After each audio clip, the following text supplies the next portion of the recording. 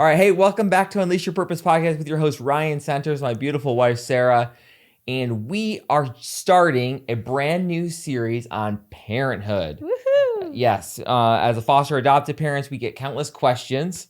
They say, "You have 11 kids." We're like, "Yes, we have 11 kids." They ask, "How do you do it? How do you stay organized? What's your vision for family and all of that?" So How do you stay married? How do you stay married and all of this? What do you do with technology?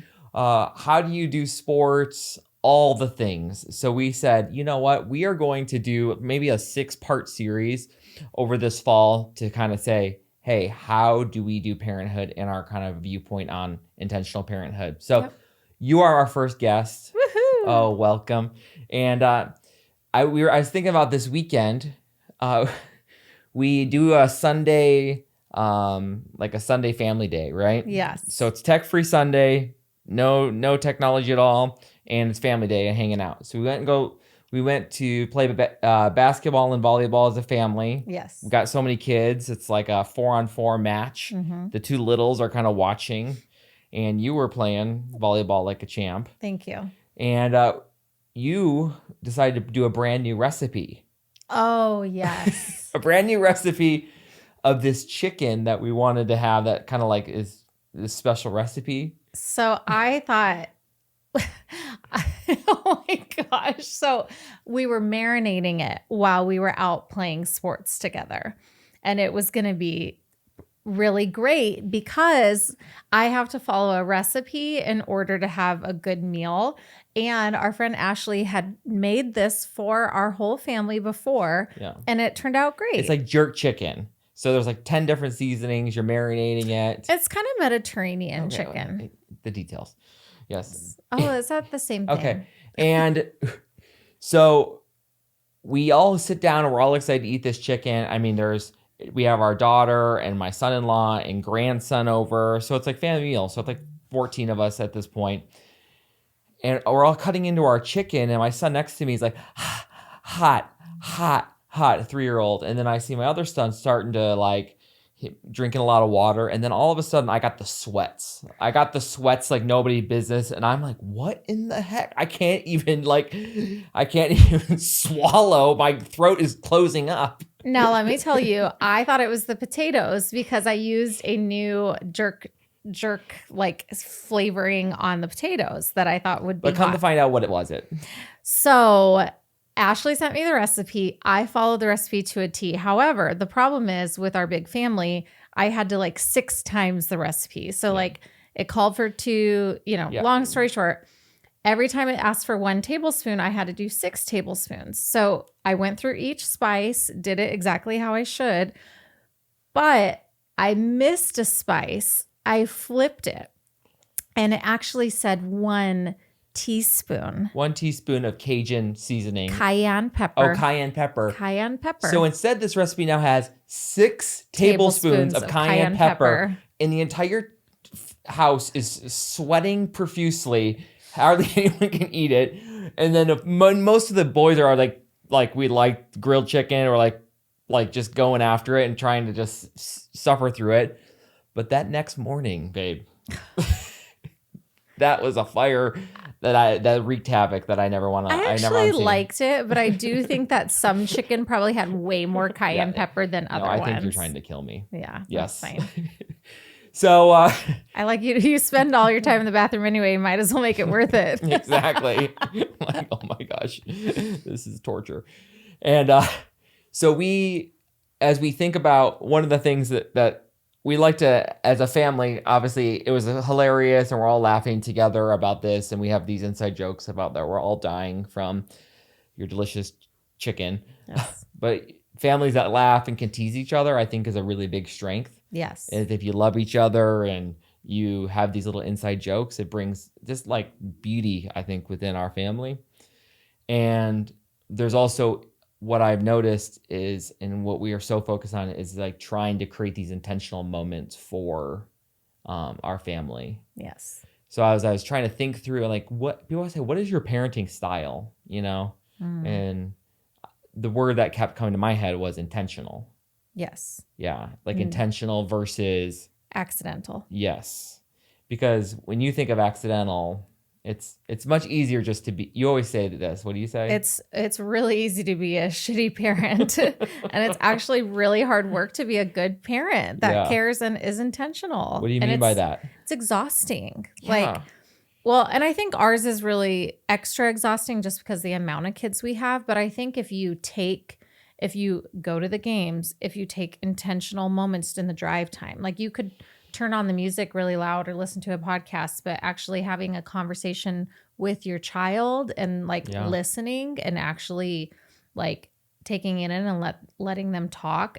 But then you do that over and over again and all your drives and all the games and all the things. And it's like, it's so important for the kids for you to make those decisions, but it makes for really long days sometimes. Yeah, the days are long, the years are short. And I remember even on Sunday, you were like, we were both so exhausted, but you said you like got in bed and you're like, I love our life. Yes. I love our life. Life is so good. And they annoy the heck out of me. Yes. But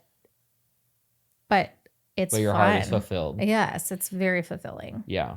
Yeah. So like intentional parenting is, especially when we have this amount of kids, is trying to find, and we could talk through that later, is like, how do you create moments for each individual kid to be seen, heard, and to be challenged? Yeah. They got to be seen and heard for who they are. They get to be who they are and have vulnerable moments, but then also need to challenge them, call them up. Yeah. And you have a nuclear family. Mm-hmm. So Sarah, Christian family, 2 kids, amazing life. Very involved parents. I mean, picture perfect. Yes. For sure. And then I was raised by a single mom who grinded out, super supportive. So we had good families, different picture. Yeah.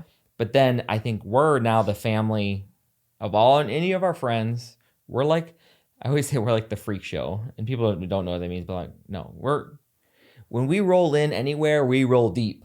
Yeah. And everyone is like, holy crap, this is like, ever since we got 9 kids living at home, I feel like our invites to people's houses have went down. Oh my gosh, they have. And birthday parties, there's way less invites. Thank the Lord. To our friends, feel free not to invite us to birthdays. We're fine. We'll zell ya. It's totally fine. We're the Venmo parents. But also, I would say we're like no child left behind. Because like there's sometimes where I'm like, I just want to go to a game and leave half the kids at home. I just want the teenagers to veg out and not be around me. But then it's like, no, this is what we're doing. Yeah. We support each other as a family. Yeah. And you're all not 16 or 17 yet. You can go on these family outings together. Yeah. So I think what you're kind of getting to is, for us, intentional parenting, we always are trying to go back to we create these centers core values, and we tell our kids, like usually once a week, we'll say, hey, this is one of our values. We'll read during our Sunday, like breakfast time, we'll do like a Bible verse and sometimes talk about one of our core values. And one is like, we celebrate. And one of the big moments for us is to, like, when a kid goes at a game, we roll in with 9 chairs. And we cheer loud. And actually, I would say we thank goodness for our supportive families. Even then the grandparents show up. And so we're like, we need a whole section. Yeah. All of the soccer team, they start spreading out further and further away. Seriously. I'm like, oh, the centers need a big space. Sometimes we have to do like 2 rows and like put the kids in the back behind us. But what I love is, in one of our biggest, when I think about intentional family and us as parents, is that we want to be intentional, but we want them to have a sense of identity of who they are. We want them to know that they are centers. And that is something special because it gives a kid a sense of belonging, who they are. Yeah. I think kids in general, and I think a lot of even adults, they are kind of just floating in the wind, and we don't know what we're about, what values that we have. And like, do I belong? Do I not belong? A sense of belonging is so critical. And if we're sharing like, hey, I know, Dad, centers do hard things. Yes, we do hard things. Yeah. And they laugh, but those are things that are ingrained in them of who they are. Yes.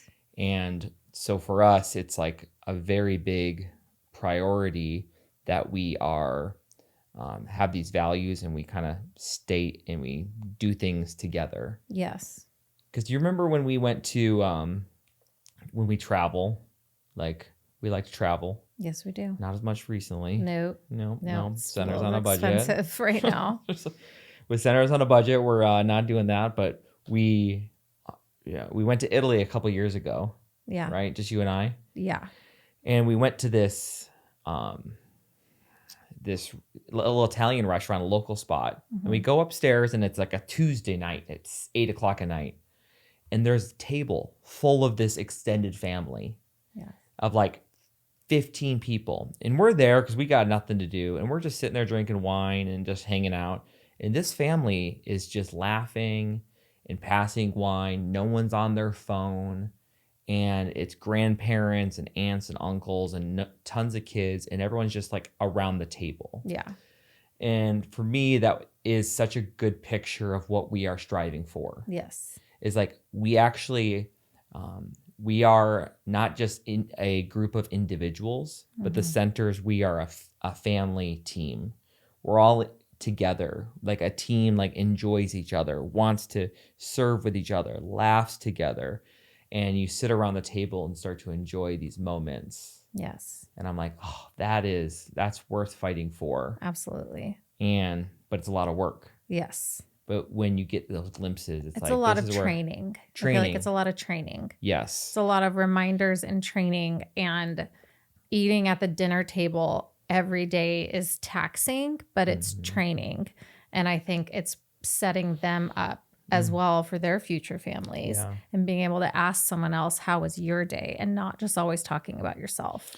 Yeah. I mean, we've always had a good thing about like one of the biggest values and piece of advice that we say and we tell parents all the time is like, eat together with your kids. Yeah. No screens and eat together. You hear it all the time, but I think it's coming less and less common because of busy schedules. And even now we have multiple sports, but we are so focused on eating together. Yes. And if you remember, so we had 4 kids a couple years ago, just had 4 kids in our house. And then we brought in a sibling group of 5 kids and adopted them. And they didn't really ever eat together. No. Oh, that's right. I forgot. Those months of getting these kids to learn to eat was so crazy. Yeah. We had the baby was sobbing, running around the house, couldn't sit. Danita was 3, but she would go and eat a bite, and then she would get off the chair and like walk away. And we're like, where are you going? It was like this The other boys would say like, oh, I don't like this. I'm like, oh no, whoever made this, that we're going to eat what it was prepared. Poor mom. Poor mom. They're like, it's so spicy. baked chicken again. Yeah. Yes, this is all I know how to do. Yeah. So like, and teaching them to like, I don't know, be grateful and to sit. Yes. And they would just plow through, or there would be times where one would want to eat in another room in here. I say, all right, hey, centers, this is what we do. Hey, we sit together, we wait to eat, someone prays, and then we go around. And this has taken a lot of time, is intentional, like allowing every kid to be heard. Yes. Is we do like a question of the day. Most times it's like your high and your low and your buffalo. Your high your day, your low your day, and buffalo. When you had to do something hard. Buffalo is like behind me, run into the storm. We always tell kids like, what is something hard that you did that you didn't want to? Yeah. And we share those, and it's fun. It's fun. It's a thing. It's a thing.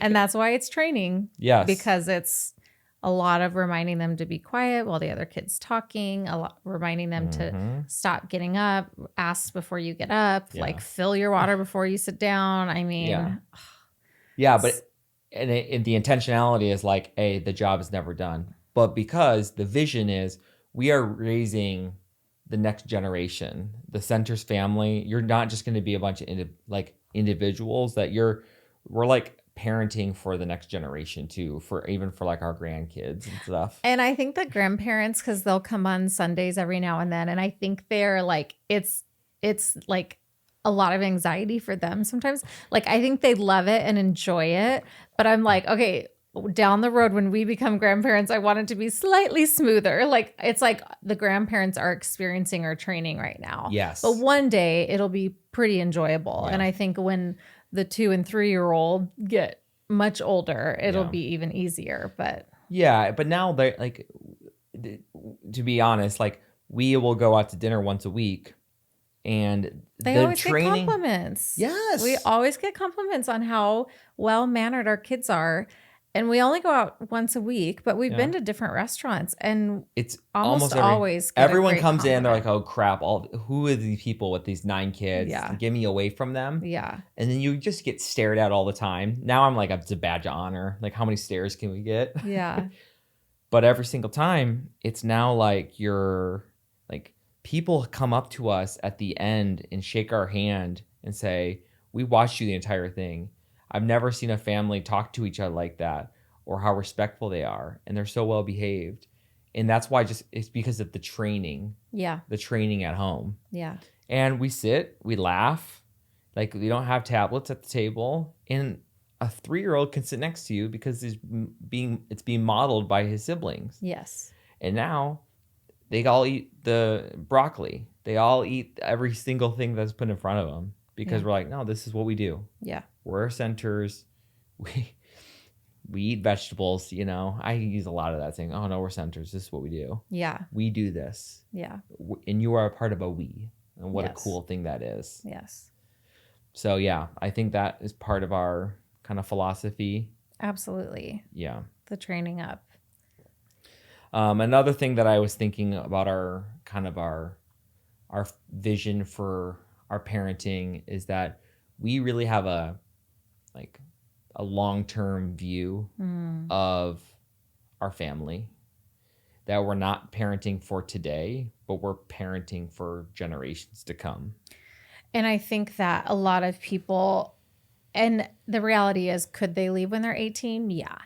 But we so much want to foster an environment that they want to be around and relationships. And right now we're parents, but one day we're going to be friends. Yeah. And I think that Definitely not friends now. Not friends now. We are not friends now. But I think we're not thinking, oh, we only have until they're 18. I think we're thinking this is a lifetime of investment. Yeah, and you're raising future adults that are going to hopefully take over our family business, to be able to start their own business and have their own kids and be independent.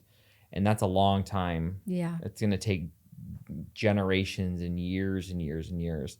So like a long viewpoint of like of how to make it happen. Yeah. Let me tell you about the purpose of my life. My wife and I have been foster and adoptive parents for 13 years and adopted 9 of our 11 kids out of foster care. And we have launched a nonprofit called Friends of Ohana, which helps kids aging out of the foster care system transition to adulthood. We are helping hundreds of kids learn workforce development and be ready for employment, work at our restaurant, and then also help kids go to summer camp and winter camp and join sports activities to live a normal childhood and not be thought of as a foster kid. And we want you to get involved. You can become a mentor, get involved and become an ambassador, or donate now. Check out ohanafriends.org for more information.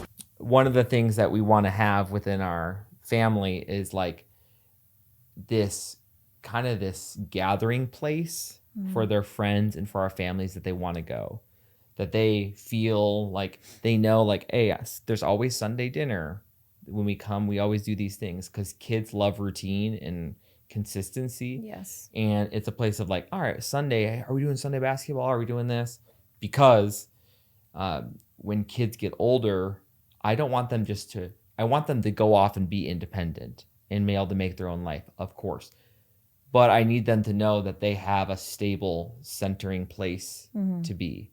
And like we're a consistent hub for the center's love, the Ohana love. Yeah. And so it's like so make sure our place is like fun.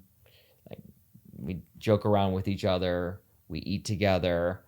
So this is the season of training that we're in to help get to that. We do chores together. Chores together, yes. We all serve together. Yeah. Yes. Everything is together. We were up at the ranch like 2 weeks ago, and our oldest daughter and her husband, both 26, maybe 28, they came and we did a bunch of meals together, and the grandparents took turns like making a meal, or we chose a meal. And one morning it was breakfast time or after breakfast, and you're like, Pima, Calvin, you guys have the dishes. And I was like, yeah, you still get to participate and be in the chores. Oh, I don't yeah. care that you're 26 years old. Oh, yeah. You can do the work. Oh, yeah. We're all in this together. Yes. Yeah.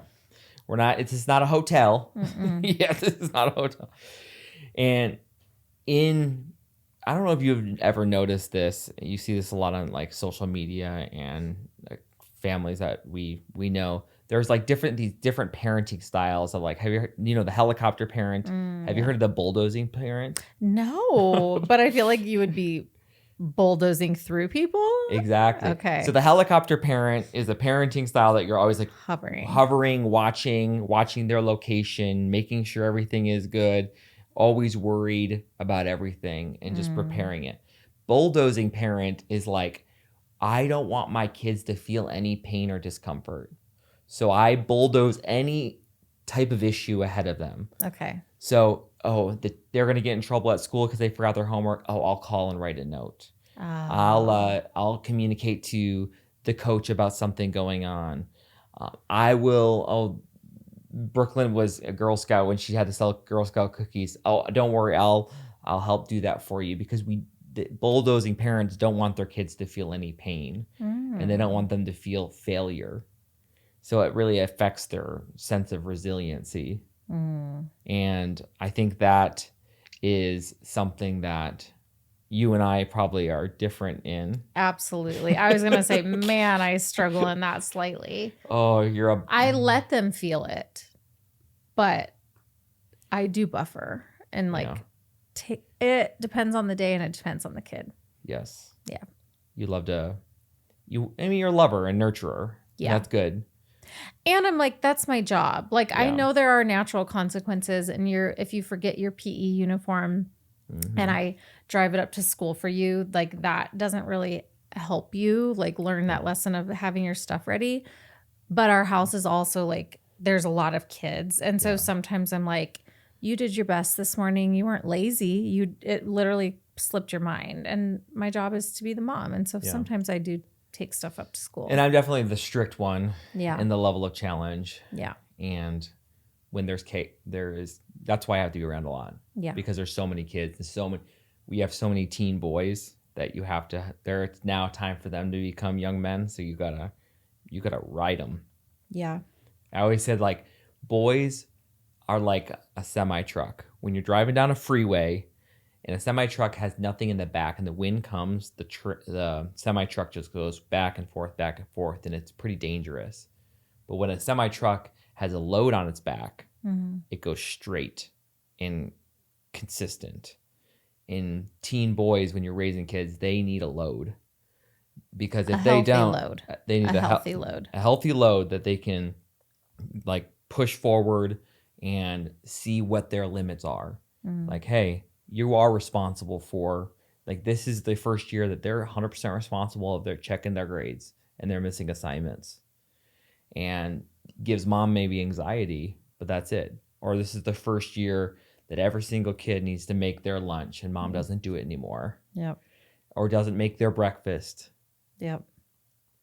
I mean, if you're 4 years old and under, I will make your breakfast. Yes, you'll do it. And then she'll switch it to 7 and 8 and just yes. No. So yeah, we just trying to super be focused and intentional with that. Yeah.